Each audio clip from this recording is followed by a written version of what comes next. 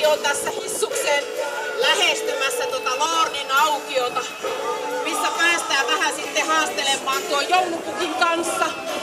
Ja sit saamme sinne asemapäällikön päiväkodin lapset esiintymään. Ja sitten kun päästään tuosta 12 jälkeen liikkeelle tuosta Lornin aukiota eteenpäin, niin joulupukkia voi vielä tavata tuolla kauppakeskuksissa. Eli kello 12.30 Revontulessa, 13.30 Sampo-keskuksessa ja 14.45 sitten vielä Rinteen kulmassa. Mutta sinne ei ole vielä mitään.